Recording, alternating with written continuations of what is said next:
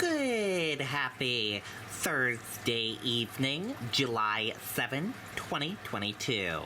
I'm Riley King. Welcome to this Thursday evening edition of the Riley King Newscast, right here on the Riley King Network.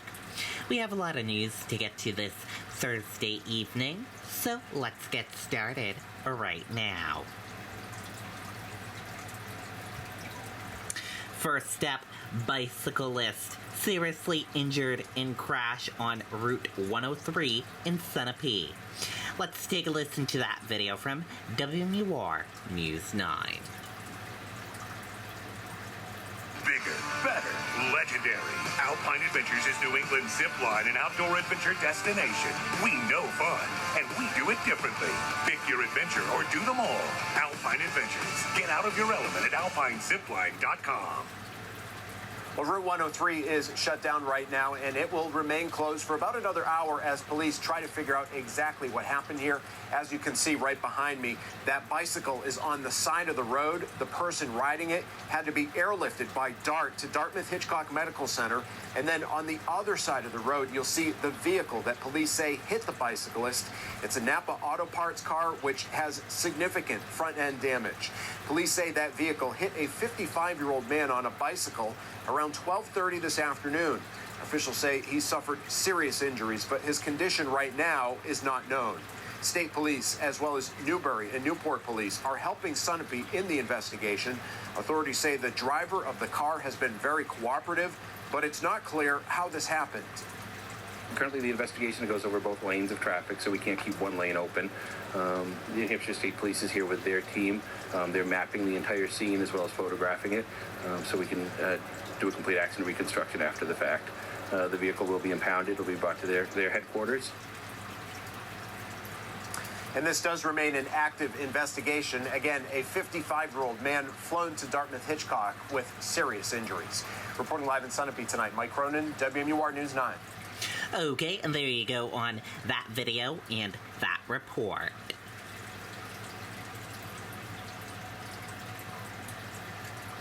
Nashua man seriously injured in crash into South Hegan River. Dog unharmed. Let's take a listen to that video from WMUR News 9. Hi, I'm former Governor John Lynch. And I'm Alex Ray from the Common Man Restaurant. As the war in Ukraine rages on, the plight of refugees is grim. I just returned from Poland. Yeah, that's right, Gene. We're going to give you a live look at the scene here right now. You can see the river. It's still in the river bed, but it's been pulled up out of the water right now. Now, we were initially told that the driver suffered life-threatening injuries. Now we're told that those injuries were serious, which is pretty amazing when you see where this car ended up. Nearly 11 hours after the incident, crews began removing the SUV from the Souhegan River.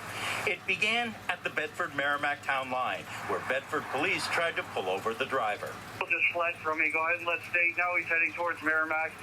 Subject is impaired. The driver, later identified as 32-year-old Travis DeLuca of Nashua, sped southbound down the Daniel Webster Highway. Our officers were monitoring the area, and the vehicle subsequently passed them at an extremely high rate of speed. Our officers couldn't catch up to the vehicles going driving so fast.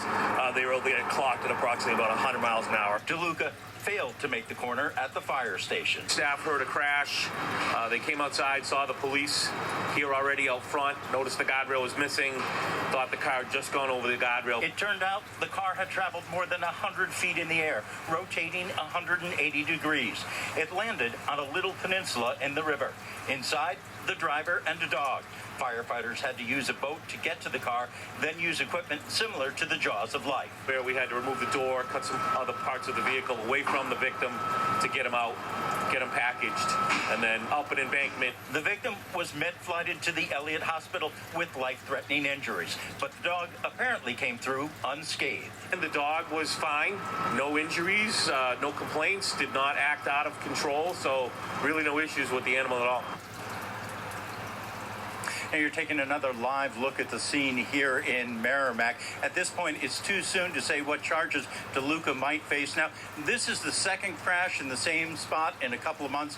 Town officials says they're going to start looking in to see what, if anything, can be done to make this section of the road safer. Reporting live in Merrimack, Ray Brewer, WMUR News Now. Okay, and there you go on that video and that report.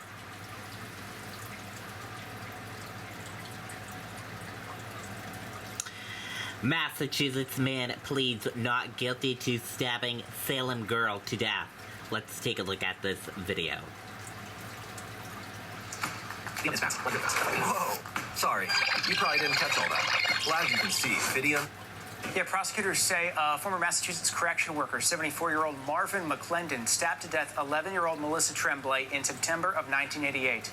The sixth grader's body was found at a rail yard in Lawrence, Massachusetts, after police say she was last seen alive at a social club with her mom and then wandered out. Well, today, right there in court, McClendon, appearing next to his public defender, entering a not guilty plea on that first-degree murder charge. Investigators say McClendon, who worked in Lawrence at the time, was long a person of interest in this case, but it wasn't until more recent DNA advancements that they were able to tie him to the girl's death. McClendon is being held without bail. He is due back in court next month. Tremblay's surviving family saying they never gave up hope that the young girl's killer would eventually be found and face judgment. In the studio, Steve Botari, WMUR News 9. Okay, and there you go on that video and that report.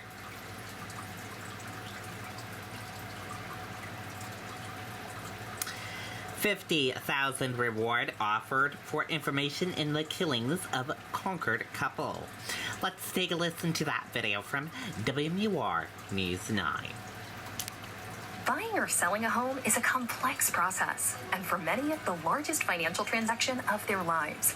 With so many potential pitfalls.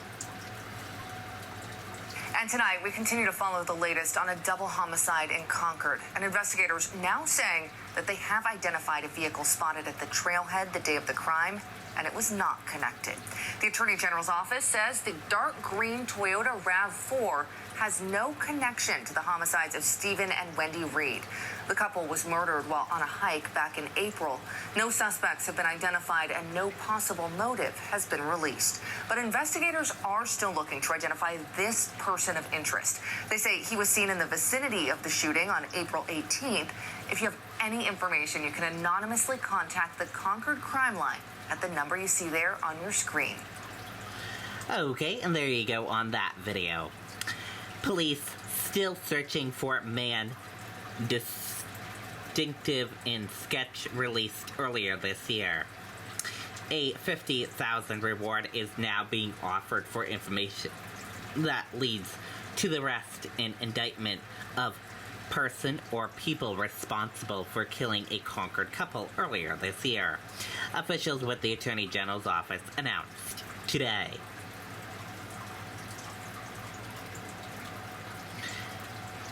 Anonymous donations have contributed in part to the reward, which seeks information about the deaths of Steve and Wendy Reed. The bodies of Steve and Wendy Reed were found April 21st near the Marsh Loop Trail. Investigators said the two went for a walk at 2:22 p.m. April 18th. That led them to the Broken Ground Trails. Officials believe they were shot and killed the day they were last seen alive. Officials said they are still trying to locate a person distinctive in a sketch that was released on May 17th. The person is described as a clean-shaven white man in his late 20s or 30s, approximately 5 feet 10 inches tall, with a medium build and short brown hair. He was wearing a dark blue jacket, possibly with a hood, and khaki-colored pants. He was carrying a black backpack as well. And here is that sketch right here. Anyone with information about the shootings or the man distinctive in the sketch is asked to contact the Crime Line Investigation Division of the Concord Police Department at 603-225-8600. Tips can also be submitted anonymously through the Concord Regional Crime Line at 603-226-3100 or at www.concordregionalcrimeline.com or via text message with tips 234 and message to crimes 274637.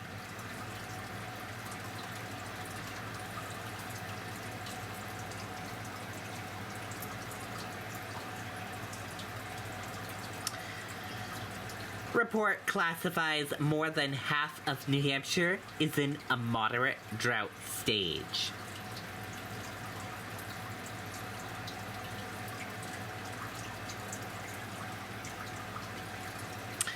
Silver alert issued for missing 79-year-old man from Hampstead. Let's take a listen to that video from WMUR News 9.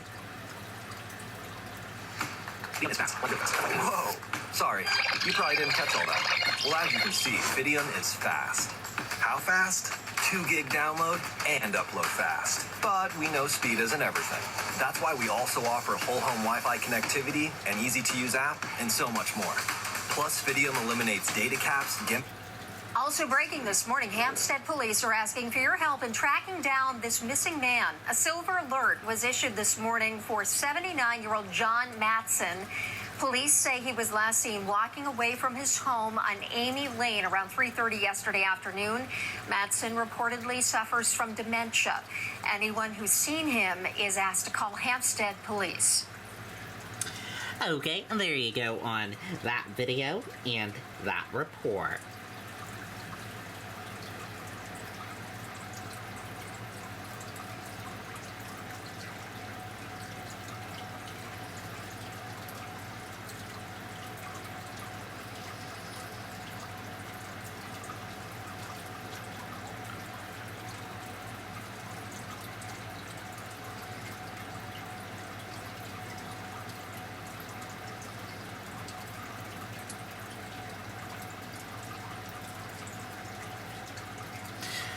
Police thwart planned July 4th mass shooting in Virginia. Let's take a listen to that video from ABC News. There was potentially another 4th of July mass shooting. This one apparently thwarted when a person says he heard 2 people talking about an attack in Richmond, Virginia, called police, and police then arrested the 2. Our Chief Justice Correspondent Pierre Thomas is in Washington with more on this. Pierre, good morning. TJ, good morning. Today, officials in Richmond, Virginia are claiming they narrowly averted their own Independence Day massacre. Authorities say the alleged plot was stopped by a concerned citizen who overheard a suspicious conversation and called police. These 2 men were allegedly caught with a high-powered assault rifle, a handgun, and more than 200 rounds of ammunition. No word on motive, but police claim they were planning a mass shooting for the city's July 4th celebration. That citizen is being hailed as a hero who saved so many lives. The citizen saw something and said something. Well, hey there, GMA fans. Robin Roberts here. Okay, and there you go on that video and that report. That does it for this evening edition of the Riley King Newscast, right here on the Riley King Network. Thank you for tuning in and watching. Have a great evening. Good night and goodbye.